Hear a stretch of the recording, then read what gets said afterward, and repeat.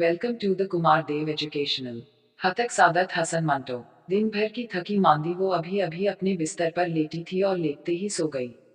Municipal committee का दारोगा सफाई, जिसे वो सेठ जी के नाम से पुकारा करती थी, अभी अभी उसकी हड्डियां पसलियां झंझोड़ कर शराब के नशे में चूर घर वापस गया था। वो रात को यहीं पर ठहर जाता, मगर उसे अपनी धर्मपत्नी का बहुत ख्याल था, जो उससे बेहद प्रेम करती थी। वो रुपए जो उसने अपनी जिस्मानी मशक्कत के बदले उस दारोगा से वसूल किए थे, उसकी चुस्त और थूक भरी चोली के नीचे से ऊपर को उभरे हुए थे। कभी कभी सांस के उतार चढ़ाव से चांदी के ये सिक्के खनखनाने लगते, और उसकी खनखनाहट उसके दिल की गैर धड़कनों में घुल मिल जाती। ऐसा मालूम होता कि इन सिक्कों की चांदी पिघल कर उसके दिल के खून में टपक रही है। उसका सीना अंदर से तप रहा था। ये गर्मी को छत तो इस ब्रांडी के बाइस थी जिसका आधा दरोगा अपने साथ लाया था, और कुछ इस बियोड़ा का नतीजा थी जिसका सोडा खत्म होने पर दोनों ने पानी मिलाकर पिया था। वो सागवान के लंबे और चौड़े पलंग पर औंधे मुंह लेटी थी। उसकी बाहें जो कांधों तक नंगी थी, पतंग की उस कांप की तरह फैली हुई थी जो उसमें भीग जाने के बाइस पतले कागज से जुदा हो जाए। दाएं बाजू की बगल में शिकन आलूद गोश्त उभरा हुआ था, जो बार बार मूंदने का बाइस नीली रंगत इख्तियार कर गया था, जैसे नुची हुई मुर्गी की खाल का एक टुकड़ा वहां पर रख दिया गया है। कमरा बहुत छोटा था, जिसमें बेशुमार चीजें बेतरतीबी के साथ बिखरी हुई थी। तीन चार सूखे सड़े चप्पल पल के नीचे पड़े थे, जिनके ऊपर मुंह रखकर एक खारिश ज़दा कुत्ता सो रहा था, और नींद में किसी गैर मरई चीज को मुंह चिढ़ा रहा था। उस कुत्ते के बाल जगह जगह से खारिश के बाइस उड़े हुए थे। दूर से अगर कोई उस कुत्ते को देखता, तो समझता कि पैर पोंछने वाला पुराना टाट दोहरा करके जमीन पर रखा है। इस तरफ छोटे से दीवार गिर पर सिंगार का सामान रखा था। गालों पर लगाने की सुर्खी, होंठों की सुर्ख बत्ती, पाउडर, कंघी और लोह के पिन जो वो गालिबन अपने जूड़े में लगाया करती थी। पास ही एक लंबी खूंटी के साथ सब्ज तोते का पिंजरा लटक रहा था, जो गर्दन को अपनी पीठ के बालों में छुपाए सो रहा था। पिंजरा कच्चे अमरूद के टुकड़ों और गले हुए संगतरे के छिलकों से भरा पड़ा था। इन बदबूदार टुकड़ों पर छोटे छोटे काले रंग के मच्छर या पतंग उड़ रहे थे। पलंग के पास ही बेद की एक कुर्सी पड़ी थी, जिसकी पुष्ट सर टेकने के बाइस बेहद मैली हो रही थी। उस कुर्सी के दाएं हाथ को एक खूबसूरत तिपाई थी, जिस पर हज मास्टर जवाइस का पोर्टेबल ग्रामोफोन पड़ा था। उस ग्रामोफोन पर मंडे हुए काले कपड़े की बहुत बुरी हालत थी। जंग आलूद सुइयां तिपाई के अलावा कमरे के हर कोने में बिखरी हुई थी। इस तिपाई के एन ऊपर दीवार पर चार फ्रेम लटक रहे थे, जिनमें मुख्तलिफ आदमियों की तस्वीरें जुड़ी थी। इन तस्वीरों से जरा हटकर, यानी दरवाजे में दाखिल होते ही बाएं तरफ की दीवार के कोने में गणेश जी की शोक रंग की तस्वीर, जो ताज़ा और सूखे हुए फूलों से लदी हुई थी। शायद ये तस्वीर कपड़े के किसी थान से उतारकर फ्रेम में जड़ाई गई थी। इस तस्वीर के साथ छोटे से दीवार गिर पर, जो कि बेहद चिकना हो रहा था, तेल की एक प्याली धरी थी, जो दिए को रोशन करने के लिए रखी गई थी। पास ही दिया पड़ा था, जिसकी लौ हवा बंद होने के बाइस माथे के मानिंद सीधी खड़ी थी। उस दीवार गिर पर रुई की छोटी बड़ी मरोड़ियां भी पड़ी थी। जब वो बोहनी करती थी, तो दूर से गणेश जी की इस मूर्ति से रुपए छुपा कर और फिर अपने माथे के साथ लगाकर उन्हें अपनी चोली में रख लिया करती थी। उसकी छातियां चूंकि काफी उभरी हुई थी, इसलिए वो जितने रुपए भी अपनी चोली में रखती महफूज पड़े रहते थे। अलबत्ता कभी कभी जब माधव पुणे से छुट्टी लेकर आता, तो उसे अपने कुछ रुपए पलंग के पाए के नीचे इस छोटे से गड्ढे में छुपाना पड़ते थे, जो उसने खास इस काम की गर्ज से खोदा था।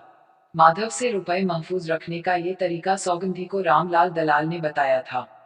उसने जब ये सुना कि माधव पुणे से आकर सौगंधी पर धावे बोलता है, तो कहा था, इस साले को तुमने कब से यार बनाया है? ये बड़ी अनोखी आशिकी माशुकी है। एक पैसा अपनी जेब से निकालता नहीं और तेरे साथ मजे उड़ाता रहता है। मजे अलग रहे, तुझसे कुछ ले भी मरता है। सौगंधी, मुझे कुछ दाल में काला नजर आता है। इस साले में कुछ बात जरूर है, जो तुझे भा गया है। 7 साल से ये धंधा कर रहा हूँ, तुम छोकरियों की सारी कमजोरियां जानता हूँ। ये कहकर रामलाल दलाल ने, जो बंबई शहर के मुख्तलिफ हिस्सों से 10 रुपए से लेकर 100 रुपए तक वाली 120 छोकरियों का धंधा करता था, सौगंधी को बताया, साली अपना धन यूं ना बर्बाद कर, तेरे अंग पर से ये कपड़ा भी उतार कर ले जाएगा। वो तेरी माँ का यार। इस पलंग के पाए के नीचे छोटा सा गड़ा खो कर इसमें सारे पैसे दबा दिया कर, और जब वो यार आया करे तो उससे कहा कर, तेरी जान की कसम माधव, आज सुबह से एक धेले का मुंह नहीं देखा। बाहर वाले से कहकर एक कप चाय और अफलातून बिस्कुट तो मंगा। भूख से मेरे पेट में चूहे दौड़ रहे हैं। समझीन, बहुत नाजुक वक्त आ गया है मेरी जान। इस साली कांग्रेस ने शराब बंद करके बाजार बिल्कुल मंदा कर दिया है। पर तुझे तो कहीं न कहीं से पीने को मिल ही जाती है, भगवान की कसम। जब तेरे यहाँ कभी रात की खाली की हुई बोतल देखता हूँ और दारू की बॉस सूंघता हूँ तो जी चाहता है तेरी जून में चला जाऊं। सौगंधी को अपने जिस्म में सबसे ज्यादा अपना सीना पसंद था। एक बार जमुना ने उससे कहा था, नीचे से इन बम के गोलों को बांध के रखा कर, अंग्या पहनेगी तो इनकी सख्ताई ठीक रहेगी। सौगंधी यह सुनकर हंस दी। जमुना, तू सबको अपने मरी का समझती है। 10 रुपए में लोग तेरी बोटियां तोड़कर चले जात हैं। तू तो समझती है कि सबके साथ भी ऐसा ही होता होगा। कोई मुआ लगाए तो ऐसी वैसी जगह हाथ। अरे हाँ, कल की बात तुझे सुनाऊं। रामलाल रात के 2 बजे एक पंजाबी को लाया। रात का 30 रुपए तय हुआ। जब सोने लगे तो मैंने बत्ती बुझा दी। अरे वो तो डरने लगा। सुनती हो जमुना, तेरी कसम अंधेरा होते ही उसका सारा ठाठ किरकिरा हो गया। वो डर गया। मैंने कहा, चलो चलो, देर क्यों करते हो, 3 बजने वाले हैं, अब दिन चढ़ाएगा। बोला, रोशनी करो। डॉट डॉट डॉट, रोशनी करो। मैंने कहा, ये रोशनी क्या हुआ। बोला, लाइट लाइट। उसकी भींची हुई आवाज सुनकर मुझसे हंसी न रुकी। भाई मैं तो लाइट न करूंगी। और ये कहकर मैंने उसकी गोश्त भरी रान की चुटकी ली। तड़प कर उठ बैठा और लाइट ऑन कर दी। मैंने झट से चादर ओढ़ ली और कहा, तुझे शर्म नहीं आती मर्दवे। वो पलंग पर आया तो मैं उठी और लपक कर लाइट बुझा दी। वो फिर घबराने लगा। तेरी कसम बड़े मजे में रात कटी, कभी अंधेरा कभी उजाला, कभी उजाला कभी अंधेरा। ट्राम की खड़खड़ हुई तो पतलून और तलवून पहनकर वो उठ भागा। साले ने 30 रुपए सट्टे में जीते होंगे, जो यूं मुफ्त दे गया। जमुना, तू बिल्कुल अल्हड़ है। बड़े बड़े गुर याद हैं मुझे इन लोगों को ठीक करने के लिए। सौगंधी को वाकई बहुत से गुर याद थे जो उसने अपनी एक दो सहेलियों को बताए भी थे। आमतौर पर वो ये गुर सबको बताया करती थी। अगर आदमी शरीफ हो, ज्यादा बातें न करने वाला हो तो उससे खूब शरारतें करो, अनगिनत बातें करो। उसे छेड़ो, सताओ, उसके गुदगुदी करो। उससे खेलो। अगर दाढ़ी रखता हो तो उस में उंगलियों से कंघी करते करते 2-4 बाल भी नोच लो। पेट बड़ा हो तो थपथपाओ। उसको इतनी मोहलत ही न दो कि अपनी मर्जी के मुताबिक कुछ करने पाए। वो खुश खुश चला जाएगा और रकम भी बची रहेगी। ऐसे मर्द जो गुपचुप रहते हैं बड़े खतरनाक होते हैं बहन। हड्डी पसली तोड़ देते हैं अगर इनका दाव चल जाए। सौगंधी इतनी चालाक नहीं थी जितनी खुद को जाहिर करती थी। उसके गाहक बहुत कम थे, गायक दर्जा जज्बाती लड़की थी। यही वजह है कि वो तमाम गुर जो उसे याद थे उसके दिमाग से फिसल कर उसके पेट में आ जाते थे, जिस पर एक बच्चा पैदा करने के बाइस कई लकीरें पड़ गई थी। इन लकीरों को पहली मर्तबा देखकर उसे ऐसा लगा था कि सके खारिश ज़दा कुत्ते ने अपने पंजे से ये निशान बना दिए हैं। सौगंधी दिमाग में ज्यादा रहती थी, लेकिन जूं ही कोई नर्म नाजुक बात, कोई कोमल बोली उससे कहता तो झट पिघल कर वो अपने जिस्म के दूसरे हिस्सों में फैल जाती। वो मर्द और औरत के जिस्मानी मिलाप को उसका दिमाग बिल्कुल फजूल समझता था, मगर उसके जिस्म के बाकी आज़ा सब के सब इसके बहुत बुरी तरह कायल थे। वो थकन चाहते थे, ऐसी थकन जो उन्हें झिंझोड़ कर उसे मारकर सुलाने पर मजबूर कर दे। ऐसी नींद जो थक कर चूर चूर हो जाने के बाद आए, कितनी मजेदार होती है। वो बेहोशी जो मार खाकर बंद बंद ढीले हो जाने पर तारी होती है, कितना आनंद देती है। कभी ऐसा होता है कि तुम हो और कभी ऐसा मालूम होता है कि तुम नहीं, और इस होने और न होने के बीच में कभी कभी ऐसा भी महसूस होता है कि तुम हवा में बहुत ऊंची जगह लटकी हुई हो। ऊपर हवा, नीचे हवा, दाएं हवा, बाएं हवा, बस हवा ही हवा। और फिर इस हवा में दम घुटना भी एक खास मजा देता है। बचपन में जब वो आंख मिचौली खेला करती थी और अपनी माँ का बड़ा संदूक खोलकर उसमें छुप जाया करती थी, तो नाकाफी हवा में दम घुटने के साथ साथ पकड़े जाने के खौफ से वो तेज धड़कन जो इसके दिल में पैदा हो जाया करती थी, कितना मजा दिया करती थी। सौगंधी चाहती थी कि अपनी सारी जिंदगी किसी ऐसे ही संदूक में छुप कर गुजार दे, जिसके बाहर ढूंढने वाले रते रहें। कभी कभी उसको ढूंढ निकाले ताकि वो कभी उनको ढूंढने की कोशिश करे। ये जिंदगी जो वो 5 बरस से गुजार रही थी, आंख मिचौली ही तो थी। कभी वो किसी को ढूंढ लेती थी और कभी कोई उसे ढूंढ लेता था। बस यूं ही उसका जीवन बीत रहा था। वो खुश थी इसलिए कि उसको खुश रहना पड़ता था। हर रोज रात को कोई न कोई मर्द उसके चौड़े सागवानी पलंग पर होता था और सौगंधी जिसको मर्दों के ठीक करने के लिए बेशुमार गौर याद थे, इस बात का बार बार तहैया करने पर भी कि वो उन मर्दों की कोई ऐसी वैसी बात नहीं मानेगी और उनके साथ बड़े रूखेपन के साथ पेश आएगी। हमेशा अपने जज्बात के धारे में बह जाया करती थी और फक्त एक प्यासी औरत रह जाया करती थी। हर रोज रात को उसका पुराना या नया मुलाकाती उससे कहा करता था, सौगंधी मैं तुझसे प्रेम करता हूँ। और सौगंधी ये जानबूझकर भी कि वो झूठ बोलता है बस मौन हो जाती थी और ऐसा महसूस करती थी जैसे सचमुच उससे प्रेम किया जा रहा है। Dot dot dot dot dot dot प्रेम कितना सुंदर बोल है। वो चाहती थी उसको पिघला कर अपने सारे अंगों पर मल ले, उसकी मालिश करे ताकि ये सारे का सारा उसके मुसामों में रच जाए, या फिर वो खुद उसके अंदर चली जाए, सिमट सिमटा कर उसके अंदर दाखिल हो जाए और ऊपर से ढकना बंद कर दे। कभी कभी जब प्रेम किए जाने का जज्बा उसके अंदर बहुत शिद्दत इख्तियार कर लेता तो कई बार उसके जी में आता कि अपने पास पड़े हुए आदमी को गोद ही में लेकर थपथपाना शुरू कर दे और लोरियां देकर उसे गोद ही में सुला दे। प्रेम कर सकने की अलियत उसके अंदर इस कदर ज्यादा थी कि हर उस मर्द से जो उसके पास आता था वो मोहब्बत कर सकती थी और फिर उसको निभाह भी सकती थी। अब तक 4 मर्दों से अपना प्रेम निभाह ही तो रही थी जिनकी तस्वीरें इसके सामने दीवार पर लटक रही थी। हर वक्त ये एहसास उसके दिल में मौजूद रहता था कि वह बहुत अच्छी है, लेकिन ये अच्छापन मर्दों में क्यों नहीं होता, ये बात उसकी समझ में नहीं आती थी। एक बार आईना देखते हुए बेख्तियार उसके मुंह से निकल गया था, सौगंधी तुझसे जमाने ने अच्छा सलूक नहीं किया। ये जमाना यानी 5 बरसों के दिन और उनकी रातें उसके जीवन के हर तार के साथ वाबस्ता थे। वो उस जमाने से उसको खुशी नसीब नहीं हुई थी जिसकी ख्वाहिश उसके दिल में मौजूद थी। ताहम वो चाहती थी कि यूं ही उसके दिन बीतते चले जाएं। उसे कौन से महल खड़े करना थे जो रुपए पैसे का लालच करती। 10 रुपए उसका आम नर्क था जिसमें से 2.5 रुपए रामलाल अपनी दलाली के काट लेता था। 7.5 रुपए उसे रोज मिल ही जाया करते थे जो उसकी अकेली जान के लिए काफी थे। और माधव जब पुणे से बाकौल रामलाल दलाल सौगंधी पर धावे बोलने के लिए आता था तो वो 10-15 रुपए खराज भी अदा करती थी। ये खराज सिर्फ इस बात का था कि सौगंधी को उससे कुछ वो हो गया था। रामलाल दलाल ठीक कहता था, उसमें ऐसी बात जरूर थी जो सौगंधी को बहुत भा गई थी। अब उसको छुपाना क्या, पता ही क्यों नहीं दे। सौगंधी से जब माधव की पहली मुलाकात हुई तो उसने कहा था, तुझे लाज नहीं आती अपना भाव करते, जानती है तू मेरे साथ किस चीज का सौदा कर रही है और मैं तेरे पास क्यों आया हूँ। छी छी छी, 10 रुपए और जैसा कि तो कहती है 2.5 रुपए दलाल के, बाकी रहे 7.5 रहे ना 7.5 dot dot dot dot dot dot. अब इन 7.5 रुपयों पर तू मुझे ऐसी चीज देने का वचन देती है जो तू दे ही नहीं सकती और मैं ऐसी चीज लेने आया जो मैं ले ही नहीं सकता। मुझे औरत चाहिए पर तुझे क्या उस वक्त उसी घड़ी मर्द चाहिए। Dot dot dot dot dot. मुझे तो कोई औरत भी भा जाएगी पर क्या मैं सच्चे जचता हूँ। तेरा मेरा नाता ही क्या है, कुछ भी नहीं। बस ये 10 रुपए जिनमें से 2.5 रुपए दलाल में चले जाएंगे और बाकी इधर उधर बिखर जाएंगे, तेरे और मेरे बीच में बज रहे हैं। तो भी इनका बजना सुन रही है और मैं भी। तेरा मन कुछ और सोचता है, मेरा मन कुछ और। क्यों ना कोई ऐसी बात करे कि तुझे मेरी जरूरत हो और मुझे तेरी। पुणे में हवालदार हूँ, महीने में एक बार आया करूंगा, 3-4 दिन के लिए। ये धंधा छोड़, मैं तुझे खर्च दे दिया करूंगा। क्या भाड़ा है इस खोली का।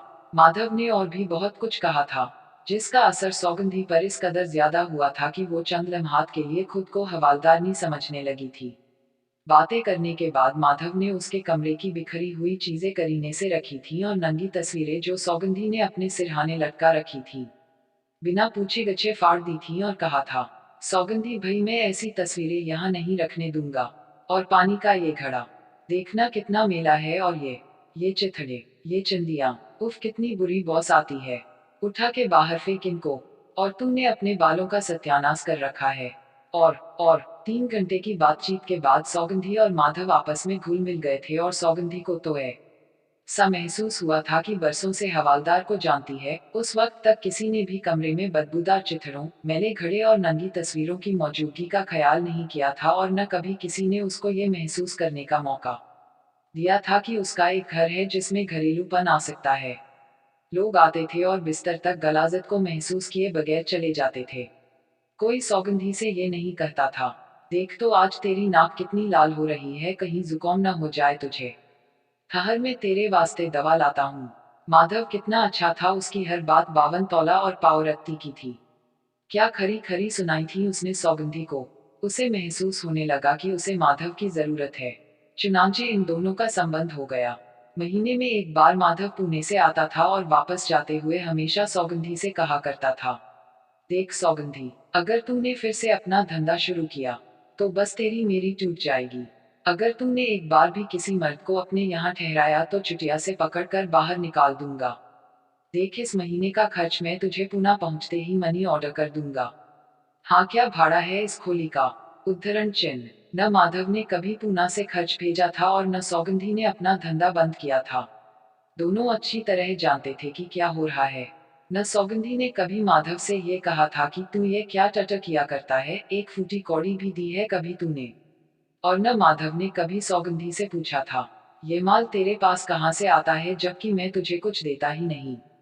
दोनों झूठे थे। दोनों एक मुलम्मा की हुई जिंदगी बसर कर रहे थे। लेकिन सौगंधी खुश थी, जिसको असल सोना न मिले वो मुलम्मा किए हुए गहनों ही पर राजी हो जाया करता है। इस वक्त सौगंधी थकी मांदी सो रही थी। बिजली का कुमकुमा जिसे ऑफ करना वो भूल गई थी उसके सर के ऊपर लटक रहा था। उसकी तेज रोशनी उसकी मंदी हुई आंखों के सामने टकरा रही थी, मगर वो गहरी नींद सो रही थी। दरवाजे पर दस्तक हुई। रात के 2 बजे ये कौन आया था। सौगंधी के ख्वाब आलूद कानों में दस्तक भुनभुनाहट बनकर पहुंची। दरवाजा जब जोर से खटखटाया गया तो चौंक कर उठ बैठी। 2 मिली जुली शराबों और दांतों के रेखों में फंसे हुए मछली के रेजों ने उसके मुंह के अंदर ऐसा लुआब पैदा कर दिया था जो बेहद कसला और लेसेदार था। धोती के पल्लू से उसने ये बदबूदार लुआब साफ किया और आंखें मलने लगी। पलंग पर वो अकेली थी। झुककर इसने पलंग के नीचे देखा तो उसका कुत्ता सूखे हुए चप्पलों पर मुंह रखे सो रहा था और नींद में किसी गैर मरई चीज को मुंह चिढ़ रहा था और तोता पीठ के बालों में सर दिए सो रहा था। दरवाजे पर दस्तक हुई। सौगंधी बिस्तर पर से उठी। सर दर्द के मारे फटा जा रहा था। घड़े से पानी का एक डूंगा निकाल कर इसने कुल्ली की और दूसर डूंगा गटागट पीकर उसने दरवाजे का पट थोड़ा सा खोला और कहा, रामलाल। रामलाल जो बाहर दस्तक देते हुए थक गया था, भुन्ना कर कहने लगा, तुझे सांप सूंघ गया था या क्या हो गया था। 1 लाख घंटे से बाहर खड़ा दरवाजा खटखटा रहा हूँ, कहाँ मर गई थी। Dot dot dot dot dot dot. फिर आवाज दबाकर उसने हौले से कहा, अंदर कोई है तो नहीं। जब सौगंधी ने कहा, नहीं, तो रामलाल की आवाज फिर ऊंची हो गई, तू दरवाजा क्यों नहीं खोलती। भई हद हो गई है, क्या नींद पाई है। यूं एक एक छोकरी उतारने में 2-2 घंटे सर खपाना पड़े तो मैं अपना धंधा कर चुका। अब तू मेरा मुंह क्या देखती है। झटपट ये धोती उतारकर वह फूलों वाली साड़ी पहन, पाउडर वाउडर लगा और चल मेरे साथ। बाहर मोटर में एक सेठ बैठे तेरा इंतजार कर रहे हैं। चल चल एकदम जल्दी कर। सौगंधी आराम में कुर्सी पर बैठ गई और रामलाल आईने के सामने अपने बालों में कंघी करने लगा। सौगंधी ने तिपाई की तरफ अपना हाथ बढ़ाया और बाम की शीशी उठाकर इसका ढकना खोलते हुए कहा, रामलाल आज मेरा जी अच्छा नहीं। रामलाल ने कंघी दीवार गिर पर रख दी और मुड़कर कहा, तो पहले ही कह दिया होता। सौगंधी ने माथे और कनपटियों पर बाम से छूते हुए गलत फहमी दूर कर दी। वो बात नहीं रामलाल, ऐसे ही मेरा जी अच्छा नहीं। बहुत पी गई। रामलाल के मुंह में पानी भर आया। थोड़ी बची हो तो ला, जरा हम भी मुंह का मजा ठीक कर लें। सौगंधी ने बाम की शीशी तिपाई पर रख दी और कहा, बचाई होती तो ये मुआ सर में दर्द ही क्यों होता। देख रामलाल, वो जो बाहर मोटर में बैठा है उसे अंदर ही ले आओ। रामलाल ने जवाब दिया, नहीं भाई, वो अंदर नहीं आ सकते। जेंटलमैन आदमी हैं। वो तो मोटर को गली के बाहर खड़ी करते हुए घबराते थे। तू कपड़े वपड़े पहन ले और जरा गली के नुक्कड़ तक चल, सब ठीक हो जाएगा। 7.5 रुपए का सौदा था। सौगंध इस हालत में, जबकि उसके सर में शिद्दत से दर्द हो रहा था, कभी कबूल न करती, मगर उसे रूपों की सख्त जरूरत थी। उसकी साथ वाली खोली में एक मद्रासी औरत रहती थी जिसका खाविंद मोटर के नीचे आकर मर गया था। उस औरत को अपनी जवान लड़की समेत वतन जाना था, लेकिन उसके पास चूंकि किराया ही नहीं था इसलिए वो कसम पुरसी की हालत में पड़ी थी। सौगंधी ने कल ही उसको ढारिस दी थी और उससे कहा था, बहन तू चिंता न कर, मेरा मर्द पुणे से आने ही वाला है, मैं उससे कुछ रुपए लेकर तेरे जाने का बंदोबस्त कर दूंगी। माधव पूना से आने वाला था। मगर रूपों का बंदोबस्त तो सौगंधी ही को करना था। चुनांचे वो उठी और जल्दी जल्दी कपड़े तब्दील करने लगी। 5 मिनटों में उसने धोती उतारकर फूलों वाली साड़ी पहनी और गालों पर सुर्ख पाउडर लगाकर तैयार हो गई। घड़े के ठंडे पानी का एक और डोंगा पिया और रामलाल के साथ हो ली।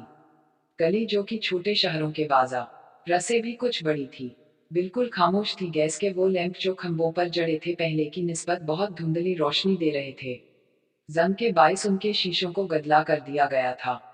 इस अंधी रोशनी में गली के आखिरी सिरे पर एक मोटर नजर आ रही थी। कमजोर रोशनी में इसे स्याह रंग की मोटर का साया सा नजर आया और रात के पिछले पहर की भेदों भरी खामोशी। सौगंधी को ऐसा लगा कि उसके सर का दर्द फिजा पर भी छा गया है। एक कसलापन उसे हुआ के अंदर भी महसूस होता था, जैसे ब्रांडी और बेवड़ा की बॉस से वो बोझल हो रही है। आगे बढ़कर रामलाल ने मोटर के अंदर बैठते हुए आदमियों से कुछ कहा। इतने में जब सौगंधी मोटर के पास पहुंच गई तो रामलाल ने एक तरफ हटकर कहा, लीजिए वो आ गई, बड़ी अच्छी छोकरी है, थोड़े ही दिन हुए हैं इसे धंधा शुरू किए। फिर सौगंधी से मुखातब होकर कहा, सौगंधी इधर आओ, सेठ जी बुलाते हैं। सौगंधी साड़ी का एक किनारा अपनी उंगली पर लपेटती हुई आगे बढ़ी और मोटर के दरवाजे के पास खड़ी हो गई। सेठ साहिब ने बैटरी इसके चेहरे के पास रोशन की। एक लम्हे के लिए इस रोशनी ने सौगंधी की खुमारौलूद आंखों में चकाचौंध पैदा की। बटन दबाने की आवाज पैदा हुई और बुझ गई। साथ ही सेठ के मुंह से ऊह निकला। फिर एक मोटर का इंजन फड़फड़ाया और कार यह जा वो जा। सौगंधी कुछ सोचने भी न पाई थी कि मोटर चल दी। उसकी आंखों में अभी तक बैटरी की तेज रोशनी घुसी हुई थी। वो ठीक तरह से सेठ का चेहरा भी तो न देख सकी थी। ये आखिर हुआ क्या था? इस ऊह का क्या मतलब था जो अभी तक इसके कानों में भिनभिना रही थी? किया किया, रामलाल दलाल की आवाज सुनाई दी। पसंद नहीं क्या तुझे? 2 घंटे मुफ्त में ही बर्बाद किए। ये सुनकर सौगंधी की टांगों में, उसकी बाहों में, उसके हाथों में एक जबरदस्त हरकत का इरादा पैदा हुआ। कहाँ थी वो मोटर? कहाँ था वो सेठ? तो उनका मतलब ये था कि उसने मुझे पसंद नहीं किया। उसकी गाली इसके पेट के अंदर उठी और जबान की नोक पर आकर रुक गई। वो आखिर गाली किसे देती? मोटर तो जा चुकी थी। उसकी दुम की सुर्ख बत्ती इसके सामने बाजार के अंधियारे में डूब रही थी और सौगंधी को ऐसा महसूस हो रहा था कि ये लाल लाल अंगारा ऊँ है जो उसके सीने में बरमे की तरह उतरा चला जा रहा है। उसके जी में आया के जोर से पुकारे, ओ सेठ, जरा मोटर रोकना अपनी, बस 1 मिनट के लिए। वो सुनसान बाजार में खड़ी थी।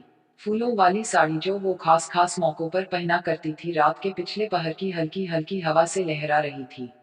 ये साड़ी और उसकी रेशमी सरसराहट सौगंधी को कितनी बुरी मालूम होती थी। वो चाहती थी कि इस साड़ी के चिथड़े उड़ा दे, क्योंकि साड़ी हवा में लहरा लहरा कर ऊँ ऊँ कर रही थी। गालों पर उसने पाउडर लगाया था और होंठों पर सुर्खी।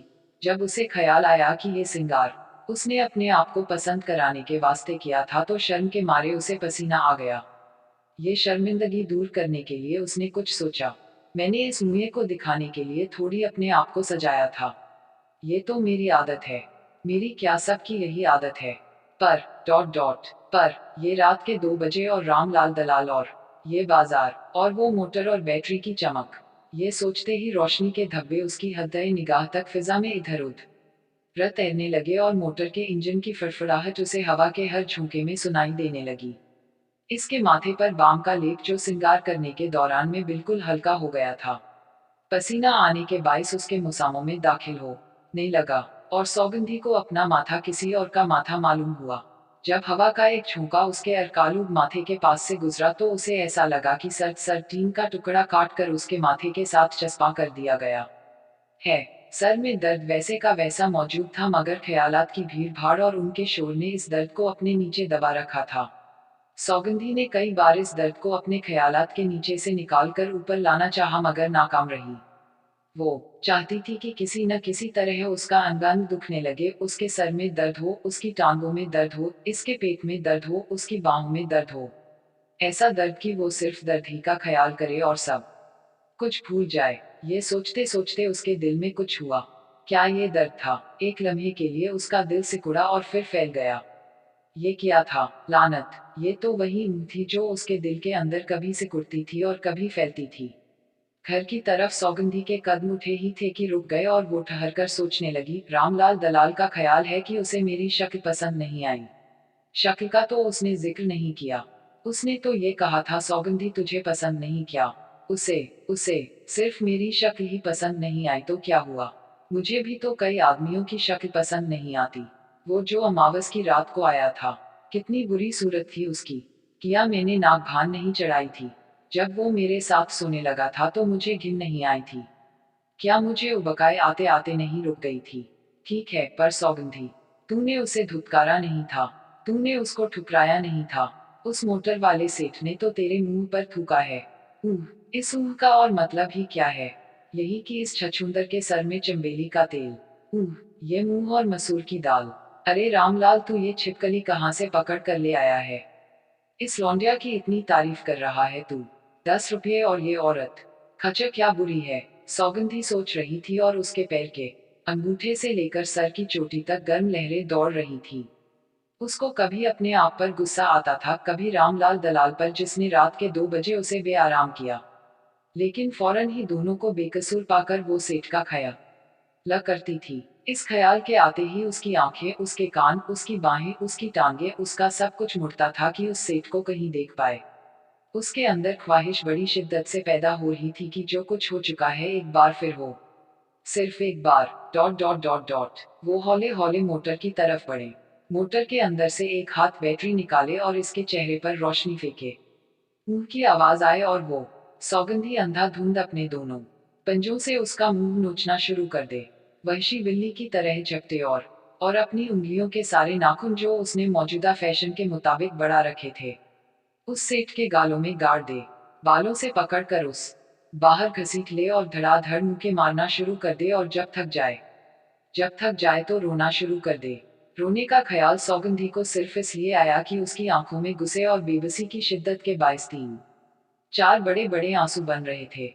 एकाएकी सौगंधी ने अपनी आंखों से सवाल किया, तुम रोती क्यों हो। तुम्हें क्या हुआ है कि टपकने लगी हो। आंखों से क्या हुआ। सवाल चंद लम्हात तक इन आंसुओं में तैरता रहा जो अब पलकों पर कांप रहे थे। सौगंधी इन आंसुओं में से देर तक उस खला को घूरती रही जिधर सेठ की मोटर गई थी। फड़ फड़ फड़। यह आवाज कहाँ से आई। सौगंधी ने चौंक कर इधर उधर देखा लेकिन किसी को न पाया। अरे ये तो सका दिल फड़फड़ाया था।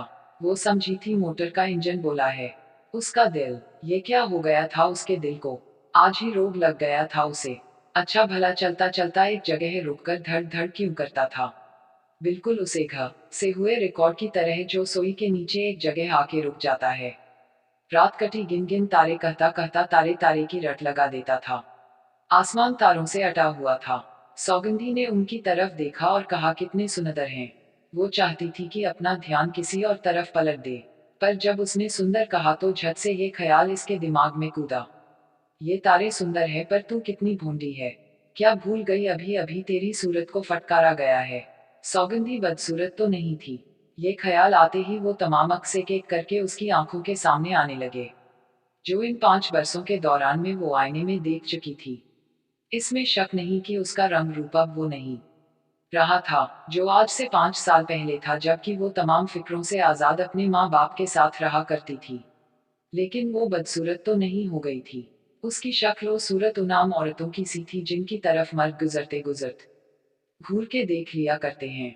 इसमें वो तमाम खूबियां मौजूद थीं जो सौगंधी के ख्याल में हर मर्द उस औरत में जरूरी समझता है जिसके साथ उसे 1-2 रातें बसर करना होती हैं।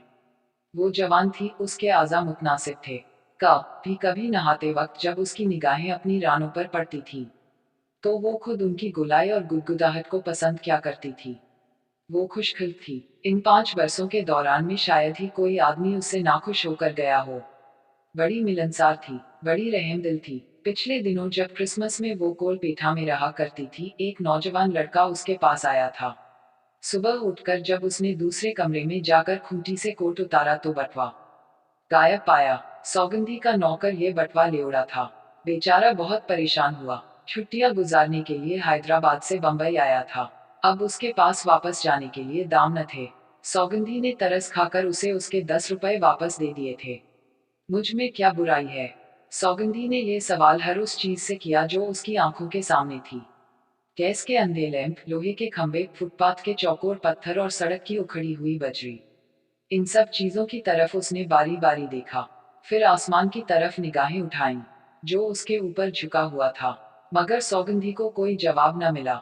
जवाब उसके अंदर मौजूद था। वो जानती थी कि वो बुरी नहीं अच्छी है, पर वो चाहती थी कि कोई उसकी तारीफ करे। कोई कोई इस वक्त उसके कांधों पर हाथ रखकर सिर्फ इतना कह दे, सौगंधी, कौन कहता है तू बुरी है? जो तुझे बुरा कहे वो आप बुरा है। नहीं, ये कहने की कोई जरूरत नहीं थी। किसी का इतना कह देना काफी था। सौगंधी तू बहुत अच्छी है।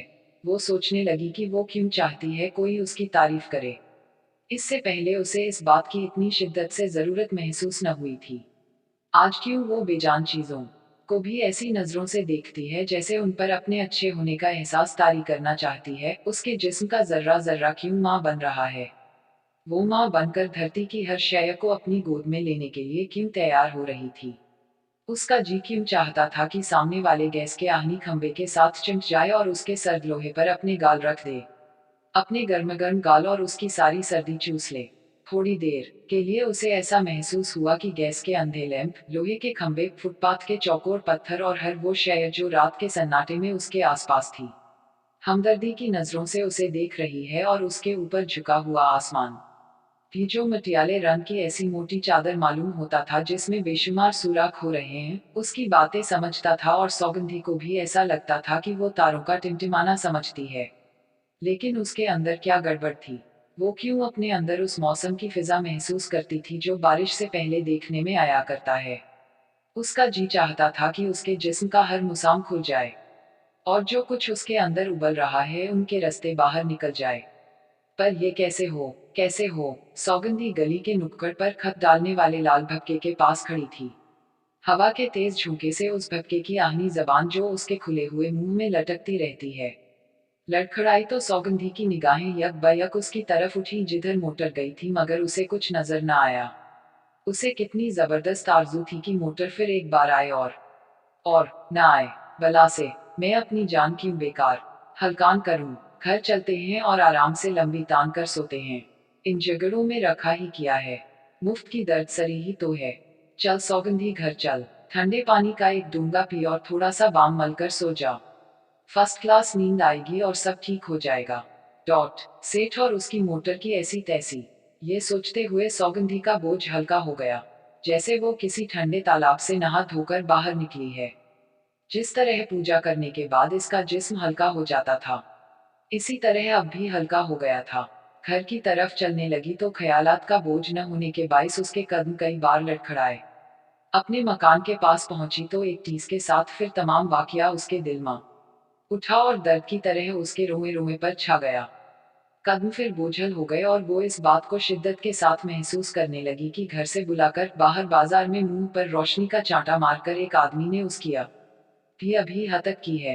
ये ख्याल आया तो उसने अपनी पसलियों पर किसी के सख्त अंगूठे महसूस किए, जैसे कोई उसे भेड़ बकरी की तरह दबा दबा कर देख रहा है कि आया गोश्त भी है या बाल ही बाल हैं। उस सेठ ने, परमात्मा करे, सौगंधी ने चाहा कि उसको बद्दुआ दे, मगर सोचा बद्दुआ देने से क्या बनेगा। मजा तो जब था कि वो सामने होता और वो इसके वजूद के हर जर्रे पर लानते लिख देती। उसके मुंह पर कुछ ऐसे अल्फाज कहती कि जिंदगी भर बेचैन रहता। कपड़े फाड़ कर उसके सामने नंगी हो जाती और कहती, यही लेने आया था ना तू? ले, दाम दिए बिना ले जा इसे। ये जो कुछ मैं हूँ, जो कुछ मेरे अंदर छुपा हुआ है, वो तू क्या तेरा बाप भी नहीं खरीद सकता। उद्धरण चिन्ह। इंतकाम के नए नए तरीके सौगंधी के जहन में आ रहे थे। अगर उस सेठ से एक बार, सिर्फ एक बार, उसकी मुठभेड़ हो जाए तो ये करे। नहीं, ये नहीं, ये करे। यूं उससे इंतकाम ले, नहीं यूं नहीं। लेकिन जब सौगंधी सोचती कि सेठ से उसका दोबारा मिलना मुहाल है, तो वो उसे एक छोटी सी गाली देने ही पर खुद को राजी कर लेती। बस सिर्फ एक छोटी सी गाली, जो उसकी नाक पर चिपकू मक्खी की तरह बैठ जाए और हमेशा वहीं जमी रहे। इसी उधेड़ बुन में वो दूसरी मंजिल पर अपनी खोली के पास पहुंच गई। चोली में से चाबी निकालकर ताला खोलने के लिए हाथ बढ़ाया तो चाबी हवा ही में घूमकर रह गई। कंडे में ताला नहीं था। सौगंधी ने किवाड़ अंदर की तरफ दबाए तो हल्की सी चिड़चिड़ाहट पैदा हुई। अंदर से कुंडी खोली गई और दरवाजे ने जमाई ली। सौगंधी अंदर दाखिल हो गई। माधव मूंछों में हंसा और दरवाजा बंद करके सौगंधी से कहने लगा, आज तुमने मेरा कहा मान ही लिया। सुबह की सैर तंदुरुस्ती के लिए बड़ी अच्छी होती है। हर रोज इस तरह सुबह उठकर घूमने जाया करेगी तो तेरी सारी सुस्ती दूर हो जाएगी और वो तेरी कमर का दर्द भी गायब हो जाएगा, जिसकी बाबत तू आए दिन शिकायत क्या करती है।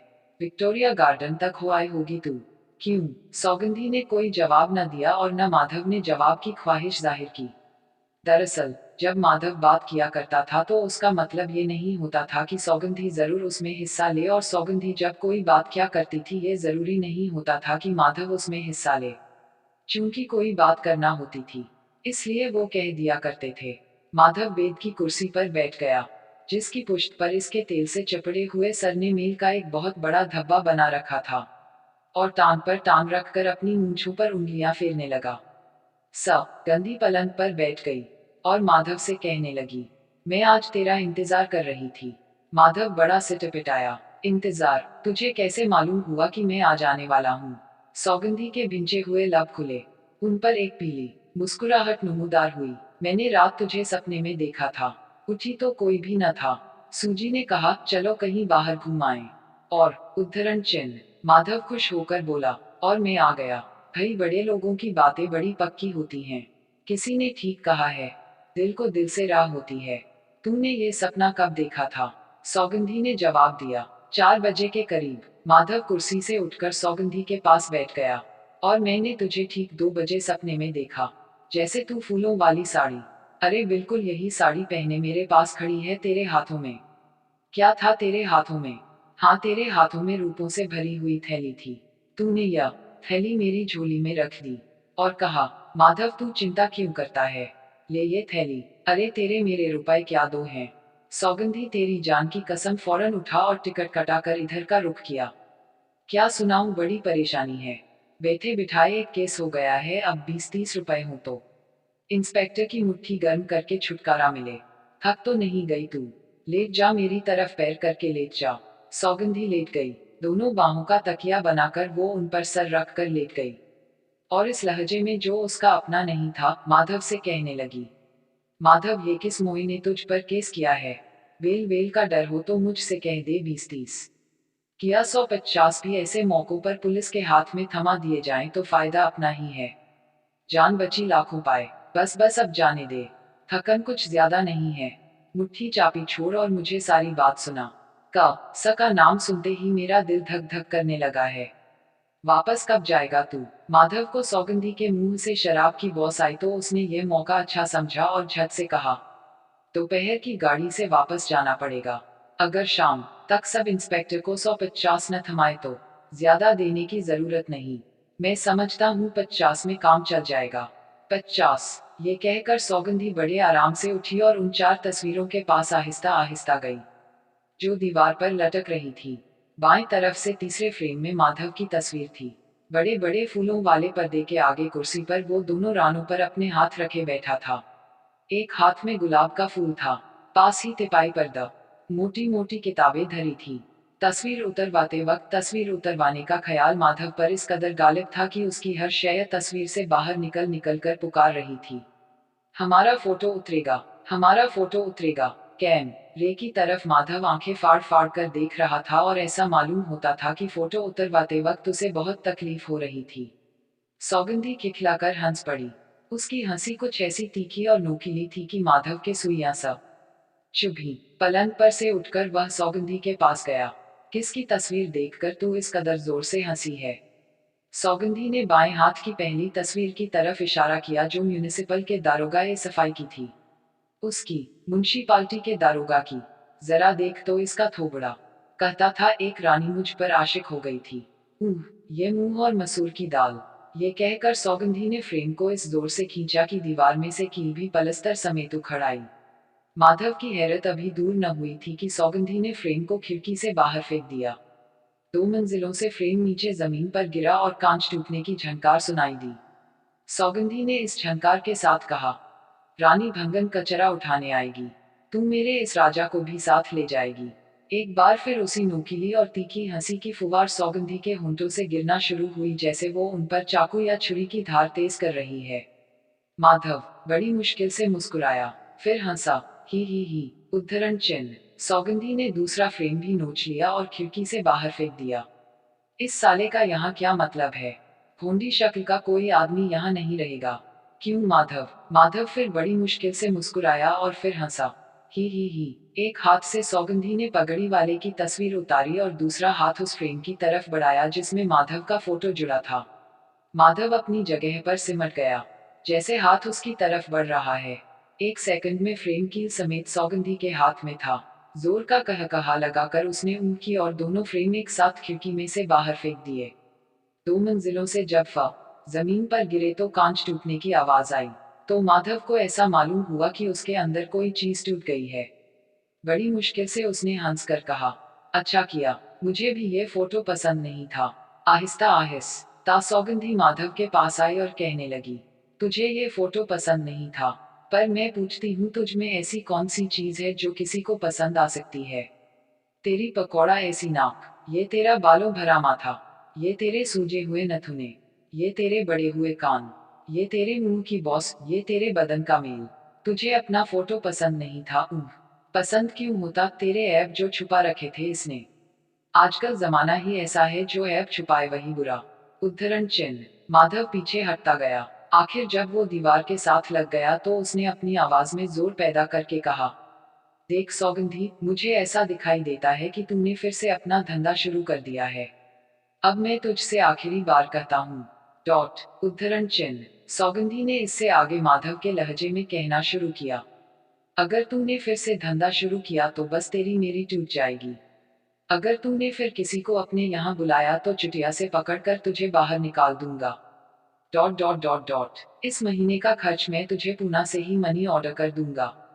हाँ, क्या भाड़ा है इस खोली का? माधव चकरा गया। सौगंधी ने कहना शुरू किया, मैं बताती हूँ। 15 रुपया भाड़ा है इस खोली का, और 10 रुपया भाड़ा है मेरा, और जैसा तुझे मालूम है 2.5 रुपए दलाल के, बाकी रहे 7.5। है न 7.5? इन 7.5 रुपयों में मैंने ऐसी चीज देने का वचन दिया था जो मैं दे ही नहीं सकती थी, और तू ऐसी चीज लेने आया था जो तू ले ही नहीं सकता था। तेरा मेरा नाता ही किया था, कुछ भी नहीं। बस ये 10 रुपए तेरे और मेरे बीच में बच रहे थे, सो हम दोनों ने मिल कर ऐसी बात की कि तुझे मेरी जरूरत और मुझे तेरी। पहले तेरे और मेरे बीच में 10 रुपए बचते थे, आज 50 बज रहे हैं। तू भी इनका बजना सुन रहा है और मैं भी इनका बजना सुन रही हूँ। ये तूने अपने बालों का क्या सत्यानाश कर रखा है? ये कहकर सौगंधी ने माधव की टोपी उंगली से एक तरफ उड़ा दी। ये हरकत माधव को बहुत नागवार गुजरी। उसने बड़े कड़े लहजे में कहा, सौगंधी। सौगंधी ने माधव की जेब से रुमाल निकाल कर सूंघा और जमीन पर फेंक दिया। ये चिथड़े, ये चंदियां, उफ कितनी बुरी बॉस आती है, उठा के बाहर फेंक उनको। उद्धरण चिन्ह। माधव चिल्लाया, सौगंधी। सौगंधी ने तेज लहजे में कहा, सौगंधी के बच्चे, तू आया किस लिए है यहाँ? तेरी माँ रहती है इस जगह जो तुझे 50 रुपए देगी, या तू कोई ऐसा बड़ा गबरू जवान है जो मैं तुझ पर आशिक हो गई हूँ? कुत्ते कमीने, मुझ पर रोक गांठता है। मैं तेरी दबेल हूँ क्या? भिखमंगे, तू अपने आप को समझ क्या बैठा है? मैं कहती हूँ तू है कौन? चौर या गटकतरा? इस वक्त तू मेरे मकान में करने क्या आया है? बुलाऊं पुलिस को? पुणे में तुझ पर केस हो न हो, यहाँ तो तुझ पर एक केस खड़ा कर दूं। उद्धरण चिन्ह। माधव सहम गया। दबे हुए लहजे में वो सिर्फ इस कदर कह सका, सौगंधी, तुझे क्या हो गया है? मेरी माँ का सर, तू होता कौन है मुझसे ऐसे सवाल करने वाला? भाग यहाँ से वाना। सौगंधी की बुलंद आवाज सुनकर इसका खारिश ज़दा कुत्ता, जो सूखे हुए चप्पलों पर मुंह रखे सो रहा था, हड़बड़ा कर उठ बैठा और माधव की तरफ मुंह उठाकर भौंकना शुरू कर दिया। कुत्ते के भौंकने के साथ ही सौगंधी जोर से हंसने लगी। माधव डर गया। गिरी हुई टोपी उठाने के लिए वो झुका तो सौगंधी की गरज सुनाई दी, खबरदार, पड़ी रहने दे वहीं। तू जा, तेरे पूना पहुंचते ही मैं इसको मनी ऑर्डर कर दूंगी। ये कहकर वो और जोर से हंसी और हंसते हंसते कुर्सी पर बैठ गई। उसके खारिश ज़दा कुत्ते ने भौंक भौंक कर माधव को कमरे से बाहर निकाल दिया। सीढ़ियां उतारकर जब कुत्ता अपनी टिंड मुंड दुम हिलाता सौगंधी के पास आया और उसके कदमों के पास बैठकर कान फड़फड़ाने लगा, तो सौगंधी चौंकी। उसने अपने चारों तरफ एक हौलनाक सन्नाटा देखा, ऐसा सन्नाटा जो उसने पहले कभी न देखा था।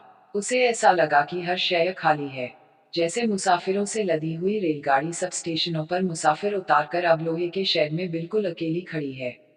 ये खला जो अचानक सौगंधी के अंदर पैदा हो गया था, उसे बहुत तकलीफ दे रहा था।